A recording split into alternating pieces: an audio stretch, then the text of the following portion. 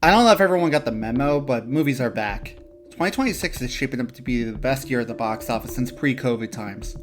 A wide variety of hits have gotten butts in seats consistently throughout the year thus far. From Project Hail Mary to Michael to the Super Mario Galaxy movie, Devil Wears Prada 2, Toy Story 5, Backrooms, Obsession, The Odyssey, and now the potentially record-breaking opening of Spider-Man Brand New Day. It seems the theatrical business is in a healthier place than it was just a few years ago. If we take it back to, 6 years ago in 2020, the COVID-19 pandemic led to theaters throughout the world being shut down. This also happened to be the moment the streaming wars really kicked off, with the reigning champion Netflix now seeing stiff competition from not just Amazon Prime and Hulu, but now Disney+, HBO Max, Peacock, and Paramount Plus, to name a few. Wall Street investors demanded that all these tech and media companies spend on original TV and movies to help scale their subscriber count. These companies' stock values were literally being measured on whether or not they thought the subscription numbers would grow year after year forever. Therefore, big tech was betting big that the theatrical business was just a thing of the past. People now had access to all the TV shows and movies they could possibly want from the comfort of their own home, with multiple monthly subscriptions, of course. Going to the movies was out, streaming was in. But then in 2022, the great Netflix correction happened. Netflix's stock tanked once Wall Street finally asked a question. So we understand these streaming numbers, but how much money have you guys actually made? And it sent all of streaming into a sell-off frenzy. The goalpost was moved, and it was now show actual revenue rather than vague subscriber and viewership numbers.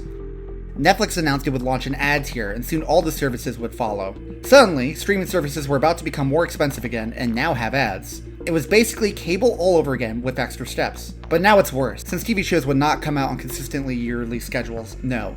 Now there'll be 3-year waits just to get 8 episodes of a new show. Then in 2023 came a dual strike in Hollywood between both the Actors and Writers Guild, fighting for better wages from the Hollywood bigwigs. This shut production down at a very vulnerable time, meaning that the calendar year 2024 was going to be tough for new big TV shows and movies. The motto became Survive Till 2025, which sure was a great movie year, tons of bangers and success stories came from that year, but really 2026 seems to be the big turnaround year. If we recall, in December 2021, for many people the first movie they went to go see in theaters since the pandemic was Spider-Man No Way Home. The multiverse Spider-Man crossover event was a mega hit, but I do remember sitting in the theater and having a full-on existential crisis. Throughout 2021, I have been regularly going to the movies again, but I saw many movies that in the before times would have been surefire hits fail miserably. I was deeply worried that the only movies that anyone would ever care to go see would be nostalgia cash grab superhero slop. Dark times. However, now cut to the summer of 2026, and things are looking much better in terms of the theatrical experience. The superhero boom is completely imploded, and now all sorts of movies are finding success once again. I was able to go see Spider-Man Brand New Day, the highly anticipated follow-up to No Way Home, with a much clearer head. It helps the movie is much more well-crafted than the other Tom Holland films, but it feels good knowing that yes, Spider-Man very much still is the king of the box office, but it's not the only game in town. A Michael Jackson biopic made $1 billion worldwide. The Devil Wears Prada 2 made $700 million. Zendaya and Robert Pattinson helped a very dark A24 comedy, The Drama, get to over $100 million. The dual success of Backrooms and Obsession is one of the most amazing Hollywood stories in years. Obsession's success in particular is truly stunning. This is a horror flick that was made for less than $1 million, gaining over $400 million worldwide. It has been a word-of-mouth sensation, holding well week after week, and in some cases, even making more money in successive weekends.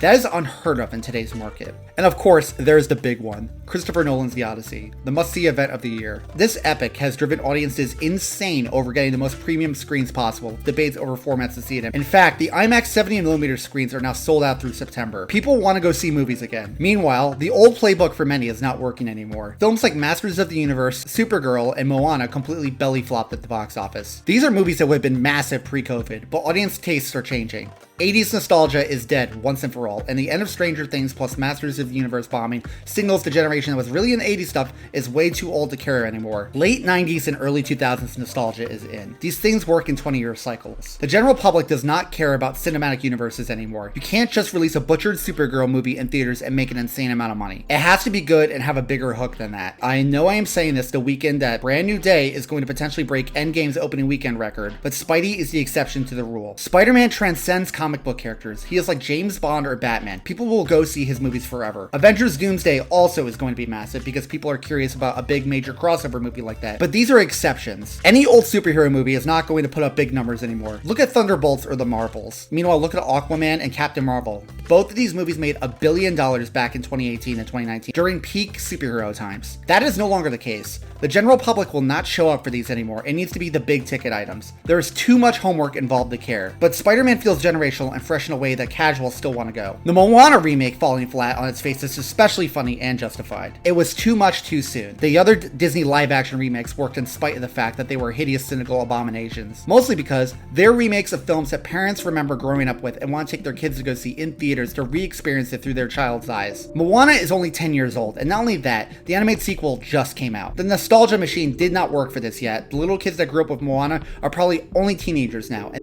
I want to touch on the Odyssey for a second again. I hate to bring this up, but I have a conspiracy theory about the online backlash / non-backlash that surrounded this movie before it came out. Of course, this is a Christopher Nolan blockbuster, and it's going to be the highest grossing R-rated film in history and most likely sweep the Oscars next year. This is Nolan going full Michael Jordan mode, running it back with a repeat win. However, if you've spent too much time online in the months leading up to its release, you may have been made aware of the people that were calling it woke and boycotting it and disliking the videos and saying it looked bad and that it would flop. This was all started by Elon Musk, who apparently is still complaining about the movie to his followers, even as basically any real human being that goes to see it loves the movie. He claims it's disgraceful to the people of Greece to not use any Greek actors and whatnot, but then claims that Grok will be able to generate a better Odyssey this year. So that tells me this was never about employing Greek actors, because by using AI, no human beings will be involved. But this brings me to my larger point about movie theaters and the experience I want to make. I think the tech guys thought they could destroy the movie theater business and keep us at home living digital lives. See, there has been a big issue with the lack of third spaces in the modern era, meaning besides home and work, there are less and less places to just go. Movie theaters are a third space for people to go to. They are part of the community just as much as your local church or grocery store is. It's also a place where we can finally disconnect from our phones, from the internet, and just lock in for 2 hours with no distractions in an ideal setting. There is no need to be online, engaging with rage-bait content on social media sites, making these tech guys rich off our collective anger if you're too busy out in the world doing something else. Christopher Nolan's The Odyssey is a film that is painstakingly crafted by humans every step of the way. It is not digital, it is analog. The sets were massive, filled with hundreds of extras. There's a lack of computer-generated effects. Yes, I know CG was used, but compared to any other massive blockbusters of this scale, Nolan does as much in camera as possible. It has this human touch that you don't see very often. Even the sensation around the 70mm theaters, there are only 41 theaters in the world that can play the Odyssey in IMAX 70mm, because it is a very old technology that has gone out of style. And yet, this is a massive hit that people absolutely love. Tech guys like Musk want their AI technology to take over. They want AI to create our job and replace artists. If they can take down the biggest director in Hollywood, the guy known for going analog, they could take anyone down and get the public on board with AI slop. I am fully convinced this was an AstroTurf campaign, as if you look at the Instagram comments in general, 95% of them are bots, usually given talking points to cause arguments and thus more engagement with the platform. But in this case, they failed. The people showed up. They went to the movie. They went back again and again. People crave the human touch. They crave community, and that's something that AI or tech can never give us. Yes, movie theaters have plenty of issues. Many are in desperate need of renovation, and crowds can be unruly on their phones and talking and whatnot, but the experience still matters and is still worth fighting for. We live in a world that, since COVID especially, we have been forced online, and there is a real loneliness epidemic happening. People crave real-life communities, and for film nerds like ourselves, the movie theater is a place where we can go, laugh, cry, be taken to the edge of our seats, and feel a little less alone in this world. And with this Christmas, we have Doomsday, with the release of Dune Part 3 and the Avengers Doomsday on the same exact day, which I am betting will be the biggest box office weekend of all time between the two of them. It's great to see the movies come back in such a big way, and thank God for that.